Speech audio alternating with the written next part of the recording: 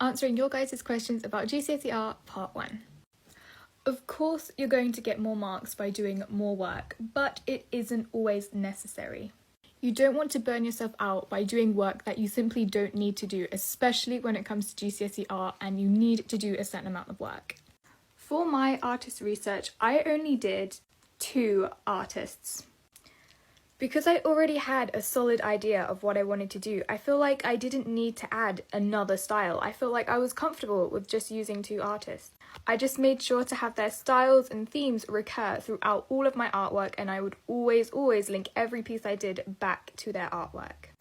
But of course, if you want to do more artists than 2, because I think 2 isn't very much, then you can definitely do more if you feel like it will get you more marks. It just means you'll have more to think about when you do your final piece. So to conclude, extra work is really good and it will get you more marks, but it's not always necessary.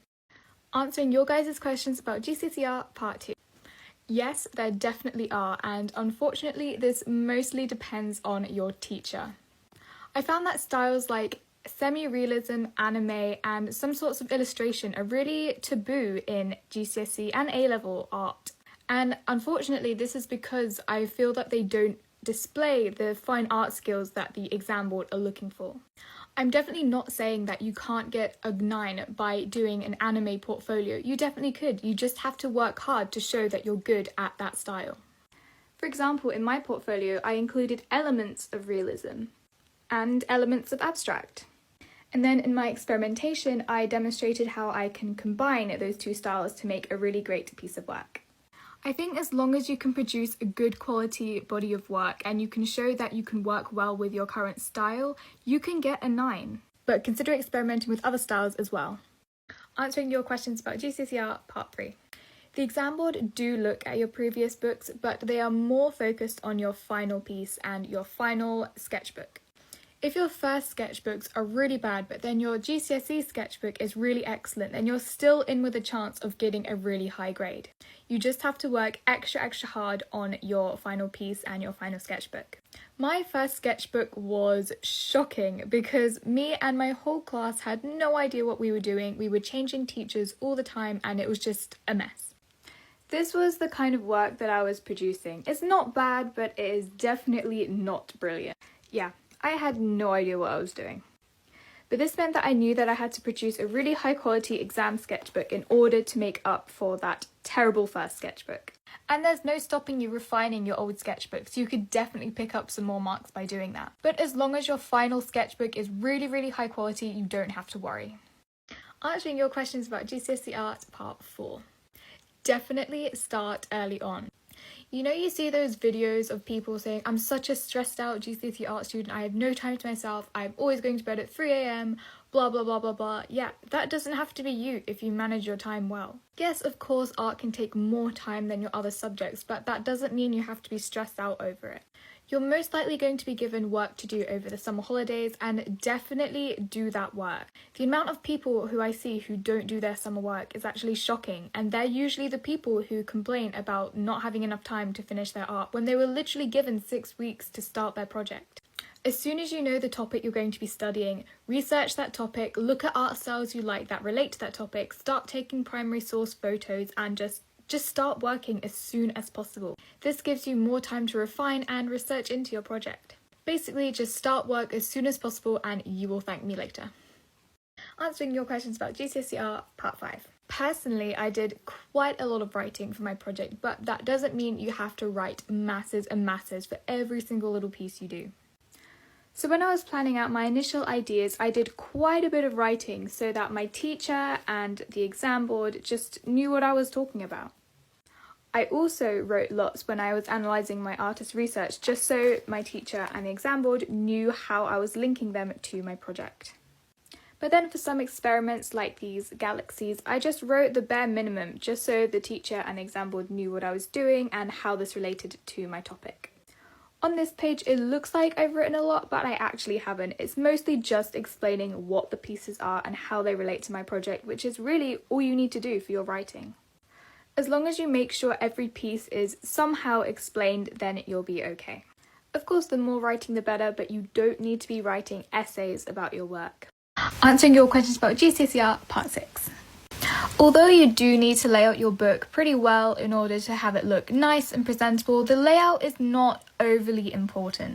This might be a bit controversial, but do not bother with aesthetic backgrounds, and in fact, don't bother with backgrounds at all. It does not add to your mark, and I would just say add a black background or a white background, and that's all you need. As long as you can see the artwork and the annotations, then that's all you really need. I did not add one background for my whole GCSE topic. All I did was just consider where I would be able to annotate, so that's the order I put them in.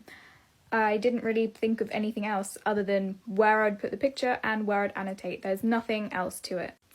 Even on this page, there's not really a specific layout. I'm just making sure I have room to annotate. There's nothing else. Again, there's nothing else to it. And then on this page, I just covered it with paintings and then add my annotations in the middle where there was just enough room. Answering your questions about GCSE Art, Part 7. This one is really similar to the previous one, but I think the layout of artist research is very important, and I think lots of people get it wrong, and there are a few ways to do it. If you're doing 3 artists, you're going to want to do each artist on their own, so you're not going to want to combine them or anything. You're just going to look at each artist individually, and then when it comes to experimentation, you can start combining their styles. I would recommend doing at least 1 transcription, but they're not always the best thing to do, because if you're just doing transcriptions, then you're not actually applying the skills that the artist is teaching you. For my first artist, I just did a page with information about him and about his artwork. These are all pictures of his artwork, that's not anything that I did. But then on the second page, I recreated some of his artwork with similar techniques, and then I explained how I would use that in my next experimentation. Then on the next page, I used his style and techniques to create my own pieces of artwork that kind of related back to my topic. Answering your questions about GCSE Art, Part 8. So when you're given your initial GCSE exam paper, it'll have about 15 different ideas in it. And then I would say choose the idea that immediately brings ideas to your head. That's what I did. So I chose the symbolic objects and places just because I got so many ideas from reading that prompt in the exam paper. And then from there you can do mind mapping of your different ideas, and then you can even explore some other elements of that. Just so long as it loosely relates to the theme, you can find inspiration from anywhere. For example, my prompt immediately made me think of my holiday to Greece, where we saw all of the Greek temples, since they were symbolic places. But of course yours might be completely different. As for following tutorials, GCSE Art loves primary photography, so use what you've learnt in those tutorials and apply that to your own work. So for example, a portrait of your own face or a friend, use the skills you've learned in the tutorial and then apply that to your own work, and then it'll be great. Answering your questions about GCSE Art, Part 9. So my whole year group started our sketchbooks in year 10. So we did a whole sketchbook in year 10, we started half a sketchbook in year 10, we finished the other half of that sketchbook in year 11, and then we did another whole one for year 11 for our final GCSE project. I would recommend doing about 1 to 2 transcriptions per artist, but I wouldn't do more than that because you're mostly going to want to be doing experiments based on the style of your artist. So you don't want to be doing transcription after transcription because that's not actually applying the skills that the artist is teaching you. For this artist, I only did 1 transcription, but then applied his methods throughout all of my work. And then instead of doing loads of transcriptions, I just did loads of different experiments in his style and my other artist's style, so I combined them all together. I just made to be consistent with using his style throughout all of my work. GCSE Art is mostly based on artist research. You just have to know how to apply your research. Answering your questions about GCSE Art, Part 10. Your teacher will probably give you writing frames so you can annotate your work, but the main things you really need to talk about are whether you like the work or not, how you did it, so what materials, how it relates to your theme and artist, and if you don't like it, how will you improve. That's pretty much all you need to write about in your annotations. Also, you can write about the meaning behind it if it's a larger piece of work. So if it means something to you, like if a certain colour means something, if a certain line structure means something, just talk about that. And also, don't be afraid to not criticise your work. If you really love a piece and you yourself can't see anything wrong with it, then say that this is my favourite piece and I really like it and I can't see anything wrong with it. This shows the examiner that you're really confident in your work. Another thing would be just try not to waffle. Those points that I mentioned earlier can each be said in 1 sentence each. So this is probably the average amount of annotation I did on each page.